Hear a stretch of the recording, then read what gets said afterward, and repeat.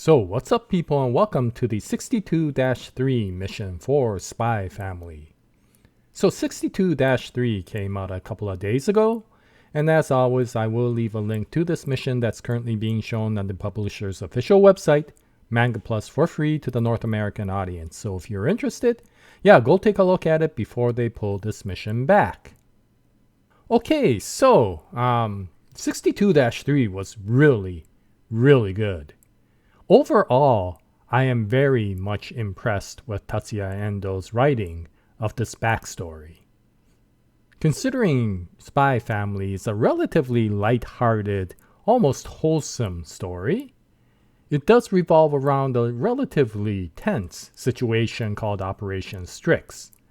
And so it is really nice to see the author every once in a while bring this story back into the tense, dark situations that should cover the stories of these three characters. And the way Tatsuya Endo wrote Lloid's backstory, I thought was very good. And of all the three parts, I would have to say that I enjoyed 62-3 the most. Although the other parts were really good, this one really put the whole backstory in perspective and tied everything up very well. And so 62-3 starts off where we left off in 62-2, where Lloid meets Franky. And at that time, I wasn't sure exactly how Franky was going to be represented, and I mentioned a few possibilities in a couple of videos. Well, it turns out that, my interim video was completely off, and he turns out to be a citizen of Ostania, as mentioned in my 62-2 discussion. And as such, he immediately becomes a target for Lloid. And considering that Lloid has such a great hatred to the East, you could understand his expression of disgust towards Franky and his desire to take him out. However, what saves Franky is Franky. He hasn't changed much since this backstory till now, and it is this personality that somehow gets him out of trouble by mentioning that he can't die because he hasn't had a relationship with a lady yet, which puts Lloid's defense down and for the first time makes him smile. And then we go into a little bit of discussions as the two settle down, and I found this discussion to be very good. I didn't expect it to go this way, and I thought that maybe their friendship would start growing even in this backstory. But the debate that went on between Franky and Lloid was very good, and I could understand why Tatsuya Endo brought this into perspective. Because Lloid has been looking at this war from one side only, and considering that side was so traumatic, his viewpoints have become extremely skewed. And Franky, bringing in another viewpoint of experiencing some of the traumatic moments himself, has made him question the relevance of this war. He brings up a very good point in a sense that a lot of wars are governed and created by many of the leaders of these so-called countries, and yet the people who pay the consequences of the war are the citizens and especially the soldiers. And because of that, he wonders exactly what the purpose of being a soldier is towards a war that is extremely questionable in terms of objective. Now, with regards to Lloid, he is not taking any of this because of the fact that he has such a great hatred for the East that he understands why he's fighting them as a soldier of the West. And he debates with Franky angrily about trying to balance the situation when the entire world knows who was at wrong for this war. And yet, Franky brings out a very interesting discussion with regards to the points of view. Everyone's point of view is based upon the experience that they receive. And even from the point of view of Lloid, which is a very traumatic frontline experience of the devastation of war and the attack by the East, even he is not fully versed in exactly why this war started. And Franky brings up some discussions of what is being communicated to the East, which Lloid immediately brushes off as propaganda. But the point is, Franky is not saying that the East is correct, but Franky is saying, considering that there is so much propaganda going on by the controlling entities, nobody is really sure what exactly is going on. And yet people are dying because of the situation, which angers Lloid a lot. Because he's like, what do you know about dying? You didn't see your friends all die in a single attack. You didn't have everybody and everything you value get completely torn away from you because of this war. And what's interesting is Franky comes back with, yes, I have. Which indicates that regardless of what happened and which country started the war, Franky, being a soldier of the East, has experienced a very similar trauma to Lloid. From what we can tell from this conversation, Franky has lost a significant amount of his life as well. And this, of course, is the first time Lloid starts questioning all of what's going on. But he doesn't have time to question because the people who were chasing Franky, who turns out to be the Ostanian soldiers, attack both of them. Franky turns out to be a deserter, and he had deserted the military because he could no longer stand to fight and put his life on the line for something that he was not even sure was the right thing to do. And so to get away from the attack, both of them run in different directions, and so we find that Lloid does not get together with Franky at this point, and in fact, he gets injured during his escape from these aggressors. And a few days later, Lloid meets with his old schoolmates, who he used to play spy games with. Lloid had thought that everybody had died in his town, that the Ostanian military has stripped away everything from his life. And yet he found that his 3 friends were actually alive. And for the first time in probably a really, really long time, Lloid's emotions catch up to him. And this is a really sentimental time because you understand what this person has experienced and you understand what he thought he has lost. And to find that he was still able to hold on to something very dear to him made him extremely sentimental of the situation. But in an ironic twist, the day after his reunion with his really close friends, they are killed in a mission which the West put together in a haste for whatever agenda that they had, and the consequences of the West's unprepared mission costed his friends' lives.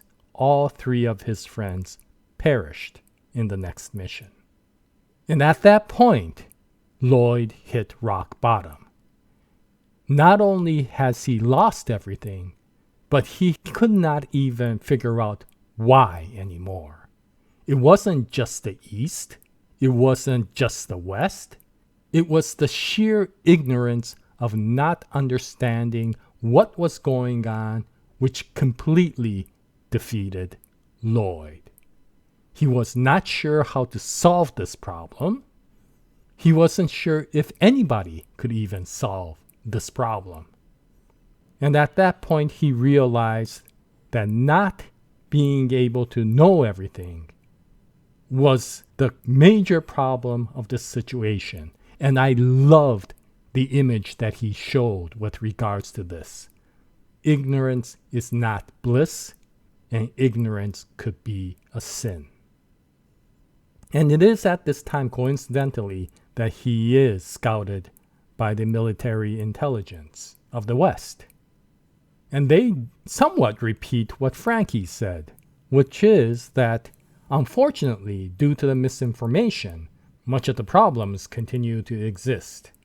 And one of the most important weapons that a country can have is the information to make things right. And so this military intelligence officer offered Lloid the opportunity to be able to gather that information so that they can solve these problems. Now, at this time, Lloid was completely skeptical of everything, including himself. He was not even sure whether the decisions that he was making was correct. But he was at a point where he had nothing to lose, and so he decided to move forward. And when the military intelligence officer the next day asked if he was really sure that he wanted to join, he said there really is no choice, and he's not even doing this for the country or the war. And I love the scenery that happened at this time when the military intelligence officer asked, "So why are you doing this?" And kudos to Tatsuya Endo. Rather than to have the main character blurt out some cliche, cringeworthy dialogue, Lloid answers, "No reason at all." And the scene that is accompanied by that says absolutely everything about him at the time. This is a really well-written backstory. And what we find is that this is actually at the closing of the backstory. And Lloid actually was passed out and wakes up in his apartment again. What's seriously interesting is Tatsuya Endo did a really good job with regards to this. We find out that this backstory wasn't just a backstory as is, it was a backstory that Lloid was dreaming while he was passed out. Why was he passed out? Well, if you go back a few chapters, you recall that Anya had earned another Tonitrus bolt that had psyched Lloid out so much that he blacked out from the shock. So this backstory actually connects to the mission that was occurring previously. And it ties it very well, because if you recall, Anya received that bolt helping Damien out, helping a friend out.